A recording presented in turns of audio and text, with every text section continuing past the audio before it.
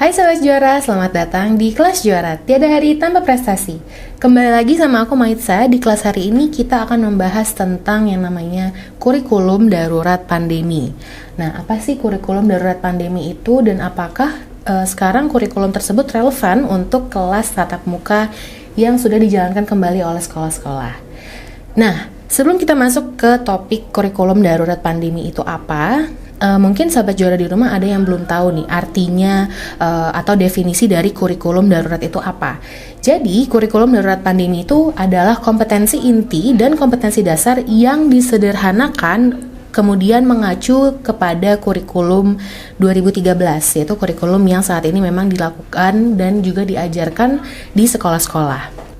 Nah, kurikulum darurat pandemi ini memberikan fleksibilitas bagi sekolah-sekolah untuk menentukan kurikulum yang pas dengan kebutuhan siswa dengan tujuan memulihkan ketinggalan pembelajaran. Karena tahu sendiri ya, sahabat juara, ketika pandemi kemarin banyak sekali sekolah-sekolah yang mengalami ketertinggalan pembelajaran gitu, karena tiba-tiba semuanya harus belajar dari rumah dan sarana online pun juga tidak dapat menjangkau semua sekolah-sekolah yang ada di Indonesia gitu. Jadi harapannya dengan ada kurikulum darurat ini bisa menyamakan kembali kualitas pendidikan dan juga pembelajaran yang dialami oleh sekolah-sekolah.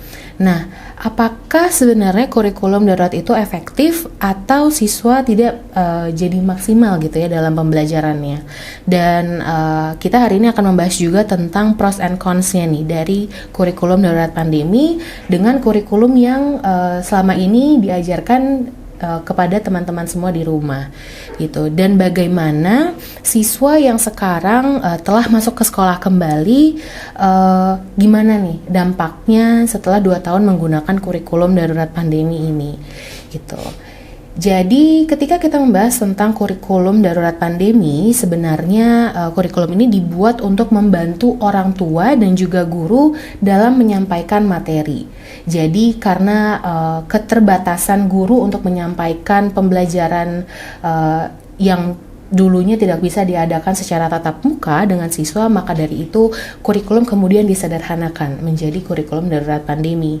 Dan meskipun efektivitasnya masih dikaji saat ini, tetapi sekarang 31,5% sekolah di Indonesia secara sukarela sudah memakai kurikulum darurat untuk membantu meringankan beban orang tua, guru dan juga siswa gitu ya. Karena balik lagi nih, ketika pandemi otomatis semua siswa harus belajar dari rumah gitu ya, dan perlu adanya dampingan orang tua juga.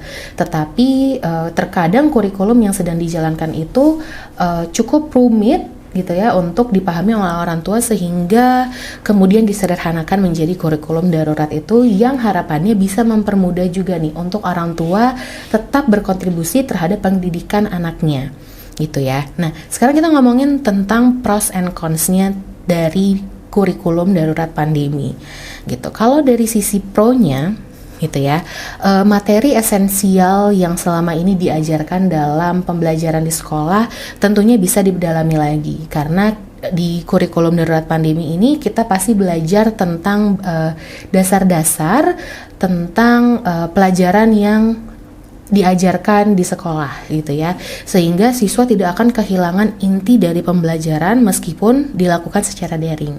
Nah, orang tua yang tidak memiliki bekal untuk mengajar nih ya, jadi karena tahu sendiri orang tua kan pasti profesinya banyak, dan ada juga yang memang dia tidak stay di rumah gitu, atau pekerjaannya itu tidak relevan dengan pengajaran terhadap anak-anak, sehingga ketika pandemi terjadi orang tua harus di rumah dan juga membantu mendampingi anak-anak untuk belajar. Otomatis orang tua belum memiliki kemampuan yang mumpuni seperti Bapak Ibu guru yang mengajar di sekolah. Nah, sehingga adanya kurikulum darurat pandemi ini, orang tua kemudian bisa berperan untuk mengajari anak-anaknya juga gitu ya, dan akhirnya berimbas terhadap guru yang dapat lebih mudah untuk meninjau kemampuan siswa karena didampingi oleh orang tua tersebut.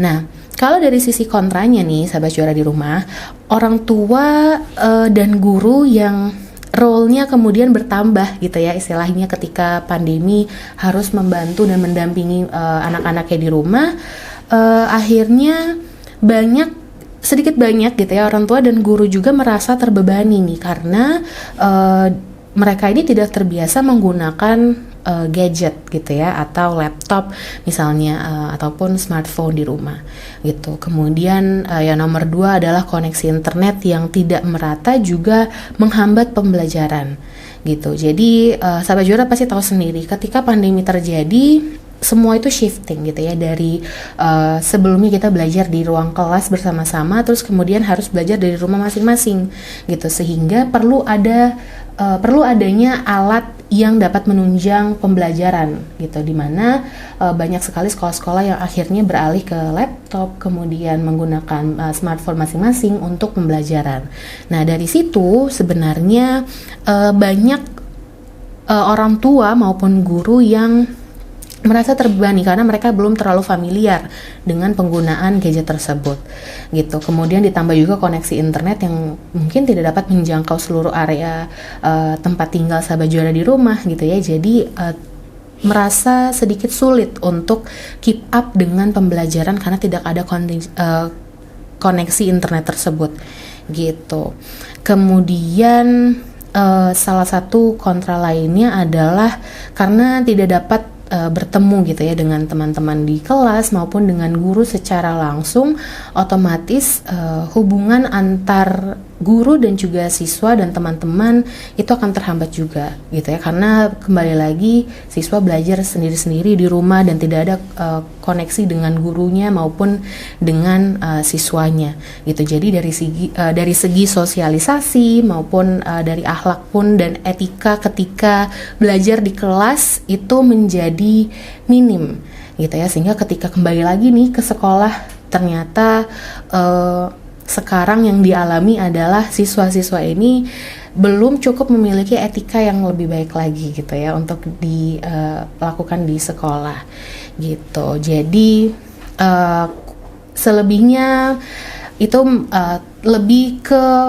bagaimana siswa itu harus keep up dan juga guru-guru serta orang tuanya nih harus lebih familiar lagi dengan teknologi gitu ya, dan siswa pun juga tidak dapat sepenuhnya dapat mengembangkan materi-materi yang sudah diajarkan di sekolah, karena biasanya ketika belajar secara daring itu banyak siswa-siswa yang kemudian hanya mendengarkan saja tetapi tidak melakukan next step-nya dalam pembelajaran gitu ya.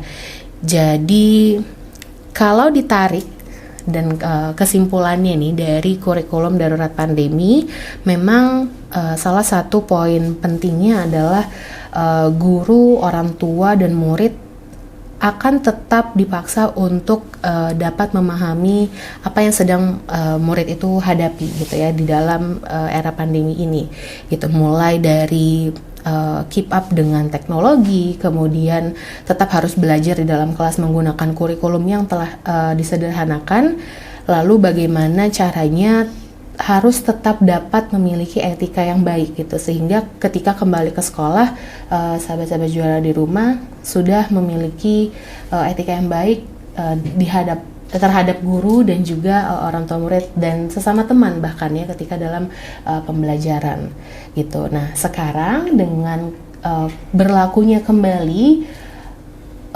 teman-teman kembali ke sekolah gitu ya, belajar tatap muka kembali di sekolah, harapannya etika-etika yang selama ini belum terpenuhi untuk belajar di dalam kelas itu bisa dipelajari kembali dan guru bisa memberikan pelajaran-pelajaran dari sisi soft skill-nya lah ya istilahnya gitu, untuk membentuk etika teman-teman di dalam kelas dalam belajar sehari-hari.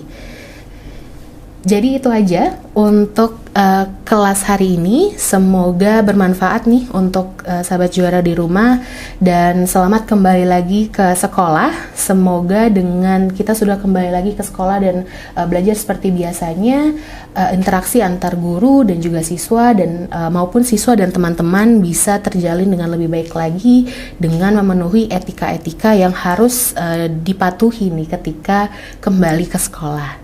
Nah, jangan lupa untuk subscribe YouTube channel kita di Kelas Juara dan jangan lupa juga untuk follow Instagram kita @kelasjuara_id. Sampai jumpa di kelas selanjutnya. Kelas Juara, tiada hari tanpa prestasi. Bye-bye.